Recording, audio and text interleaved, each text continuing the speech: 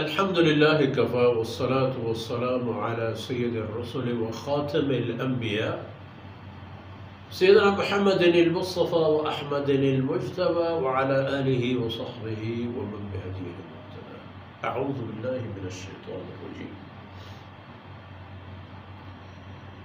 لقد جئناكم بالحق ولكن أكثركم للحق كارهون أم أبرموا أمرا فإنا مبرمون أم يحسبون أنا لا نسمع سرهم ونجواهم بلى ورسلنا لديهم يكتبون. سبحانك لا علم لنا إلا ما علمتنا إنك أنت العليم الحكيم. رب اشرح لي صدري ويسر لي أمري واحلل عقدة من لساني يفقهوا قولي واجعل لي وزيرا من أهلي رب زدني علما وارزقني فهما ثم أما بعد.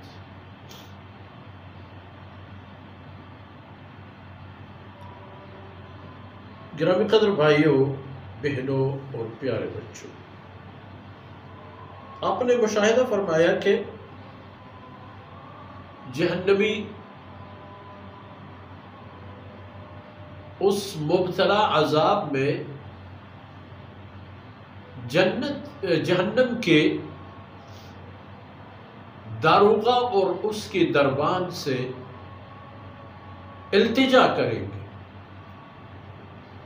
کہ ہمارے لیے سفارش کرو. قال انکم ماکثون. کیونکہ لقد جئناکم بالحق، اللہ رب العزت فرماتے ہیں کہ ہم تو تمہارے پاس حق کی دلیل بیچ چکے تھے.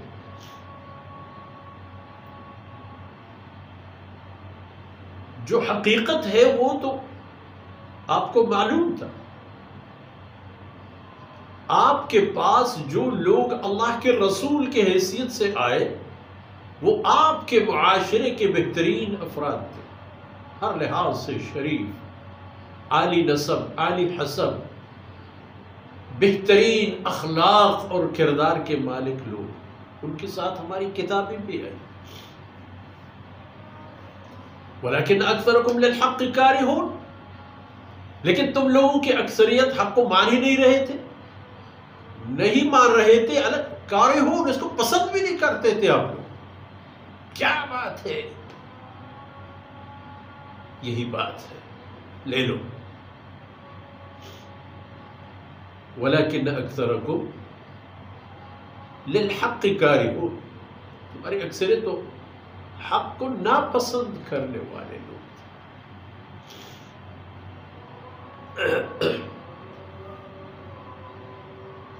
کیا خیال ہے؟ ام ابرموا امرا فانا مبرمون. اگر انہوں نے دنیا میں حق کے سامنے رکاوٹ بننے کے لیے کوئی تدبیر سوچی ہے، پلان بنایا ہے، فانا مبرمون، اللہ فرماتے ہیں کہ میں بھی ان کی تدبیروں کو تدمیر میں تبدیل کرتا ہوں، ان کی تدبیروں کو ان کی تباہی کا سامان بنا لیتا ہوں. چونکہ جناب رسول اللہ صلی اللہ علیہ وسلم کے سامنے قریش تھے، صنادید قریش، جو آپ صلی اللہ علیہ وسلم کی دعوی نبوت کے بعد آپ کے دشمن بن گئے تھے. پہلے نہیں. پہلے تو محمد رسول اللہ صلی اللہ علیہ وسلم پورے وادی مکہ کا چمکتا ستارہ تھا. بعد میں تو خیر پوری کائنات کا چمکتا ستارہ بن گیا.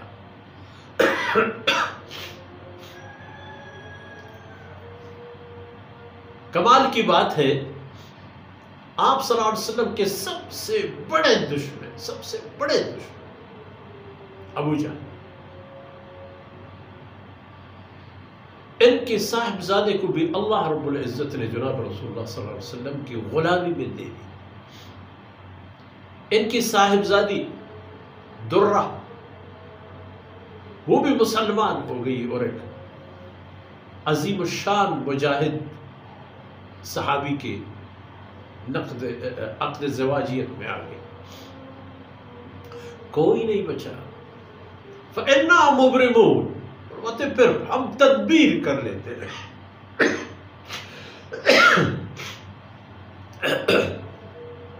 انہوں نے جو خزانہ قائم کیا تھا، جو بینک قائم کیا تھا،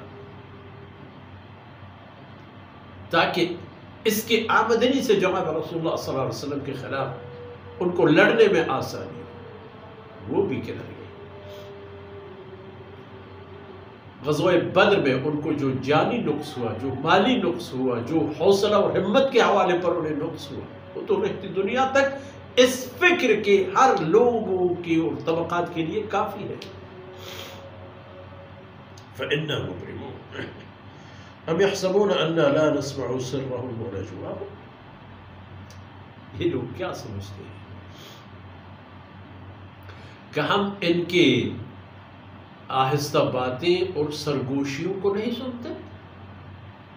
لا نسمع سرهم، ان کی آہستہ آہستہ باتیں، نجواہم، ان کی سرگوشیاں جو آپس میں کیا خیال ہے، کیا خیال ہے، کیسا ہے، نسمع.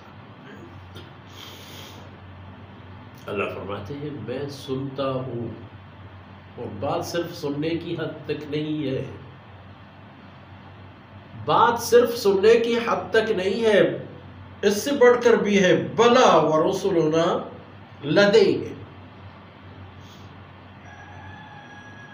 ورسلنا لدیہ، ہمارے قاصد تو ان کے سامنے ہیں، ان کے پاس بیٹھے ہوئے ہیں. یکتبون، جو کچھ یہ کر رہے ہیں،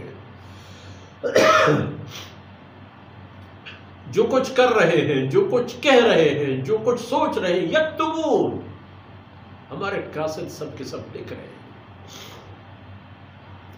ان کا کوئی منصوبہ، کوئی پروگرام، کوئی مقصد، کوئی بات گم نہیں ہوگی، سب کے سب ظاہر. اس لیے جاننا چاہیے کہ انسان کو اس کے اعمال و عقیدہ یا تو آباد کر دیتے ہیں یا اسے تباہ کر دیتے ہیں. ایک موحد عقیدہ توحید پر زندگی اور موت کی صورت میں نجات حاصل کر چکا ہوتا ہے قیامت کی ہولناکیوں اور تباہیوں سے. اور ایک مشرک، شرک کا عقیدہ رکھنے والا انسان چاہے جو بھی ہو، وہ اپنے آپ کو تباہ کر چکا ہوتا ہے آخرت کے حوالے پر. اور اللہ کا کلام اور جناب رسول اللہ صلی اللہ علیہ وسلم حق ہے. بل جئناکم بالحق، یہ وہی حق ہے جو اللہ فرماتے ہیں میں نے تمہارے پاس بھیجا. جو لے کر آئے جناب رسول اللہ صلی اللہ علیہ وسلم، قرآن لے کر آئے ہماری طرف سے، اللہ فرماتے ہیں میری طرف سے. یہ تو لیکن آپ اسے پسند نہیں کرتے تھے تو لے لو. یہ ہو گئی حالت و عاقبت. اس لیے اب کوئی بات سنی نہیں جائے گی.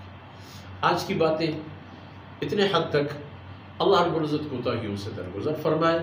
وصلی اللہ علی نبینا محمد وعلی آلہ وصحبہ.